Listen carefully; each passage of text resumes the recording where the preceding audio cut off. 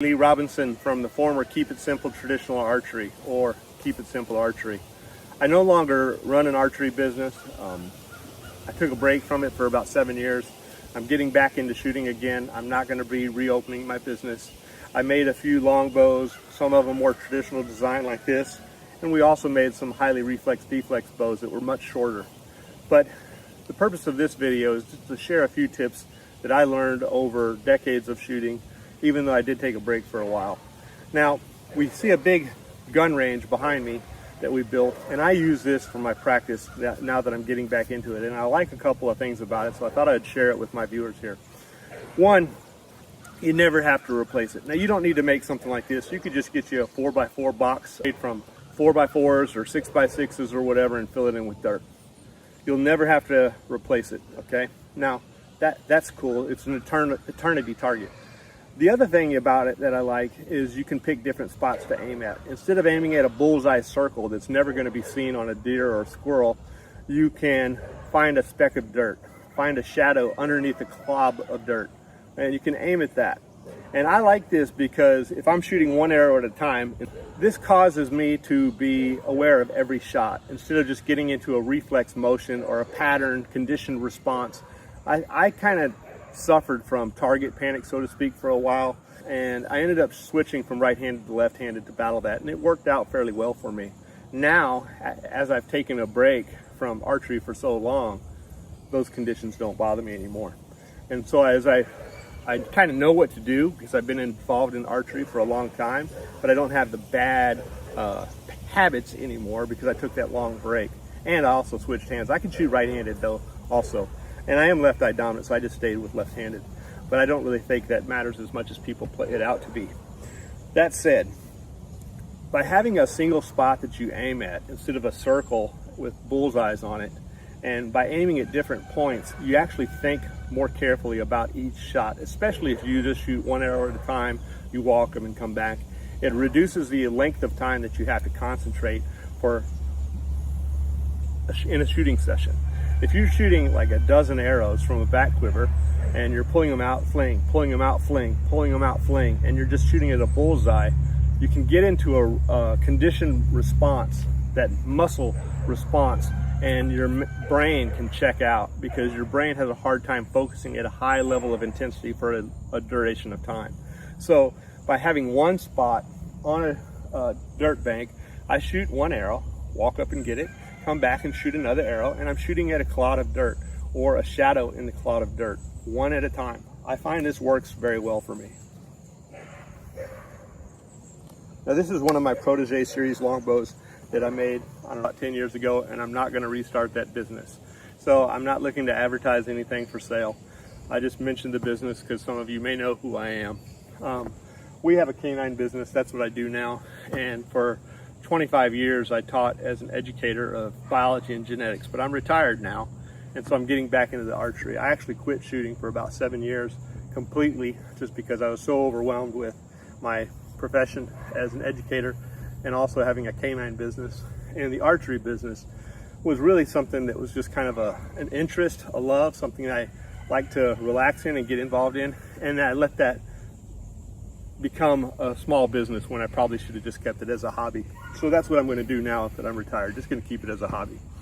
This is one of the Protege longbows that I made. It was a model similar to the Gary Sentman's design that he had. It's not like the Moose Jaw, it's not like the Competition, it's kind of a blend of the two. And then we also made a radical reflex deflex design that I called the Hunter series that was quite a bit shorter, more like a straight limb recurve, to be honest. But in this video, I want to share a few tips that I've learned over the decades that I shot, because I shot bows religiously from about 1995 until 2015. So about 20 years, I was shooting on a very regular basis. Somewhere around 2017, I hung it up and took a break. Now it's 2025, 7 or 8 years later, and I'm getting back into it again because life is starting to slow down and I'm starting to have some more time. Yes, I am working like a beast still, putting in like 70 hours a week, but this is by choice, not by force, okay? So I wanted to share a few tips of things that I've learned. Now you'll notice my backstop here is actually a gun range. but it's just a pile of dirt. And I'm going to talk about a target that is an eternity target. You can get you some 4x4s or 6x6s and make a little box and fill it up with dirt and have the front exposed with the dirt sloping, and you'll never have to buy another target. Now, why is this good and why is this bad? I think it's good in every way. Maybe it'll put a little wear on the finish of your arrows. I don't care about that, okay? You can shoot judo points into it if you want to, but be careful if you shoot judo points over and over again, because those little prongs can catch your fletching and rip it off if they stick in and you're shooting another one. Typically though, I just use a field point, because they don't really penetrate this dirt but just a couple of inches. All right. The other thing that I like about a dirt target is you don't have a bullseye where you just get up here and do repetitive motion. That's what I did for a decade, was repetitive motion shooting into a bullseye.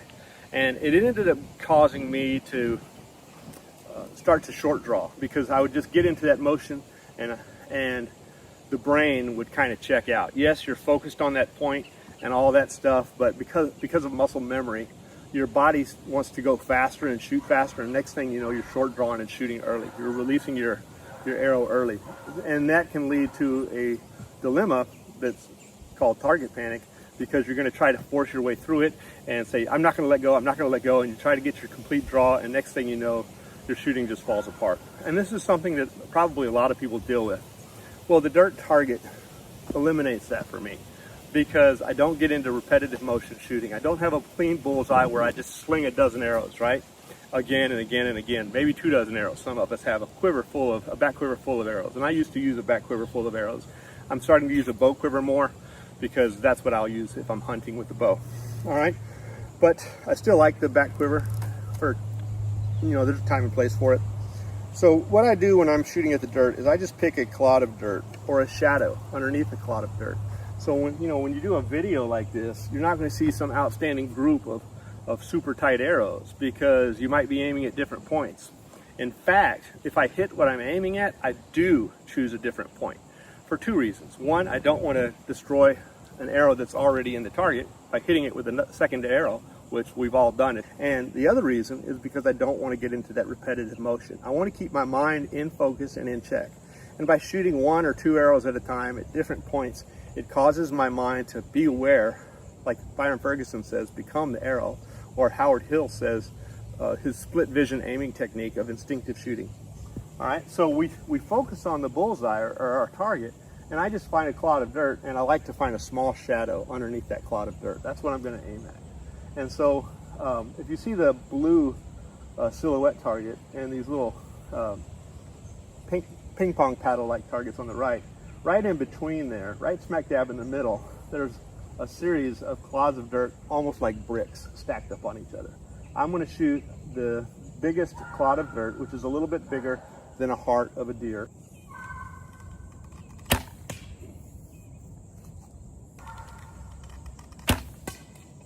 Busted it. Got it. All right.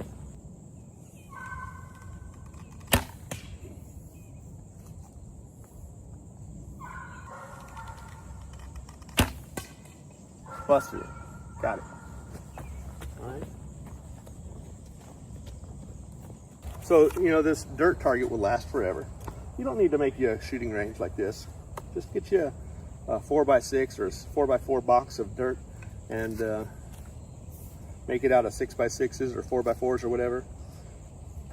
Stack up your box, put a back frame, 2 sides, and dump the dirt in the top. All right, about 3 or 4 feet to the right of that, there's a small stick. It's about the size of a cigar, a big fat cigar. It's about this long, and it's about 1 inch around. At the bottom of that stick is a shadow. All right. That shadow is about 1/2 inch tall and 1 inch wide. I'm going to shoot at that.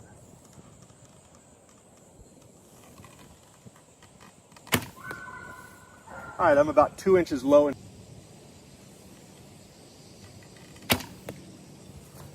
Hit the stick.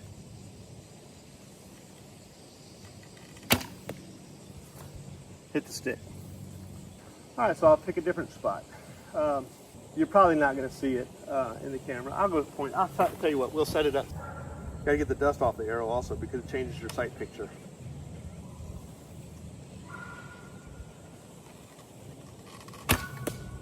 Knocked it. Knocked it. I hit the stick right at the tip. It caused it to flip. Y'all take care.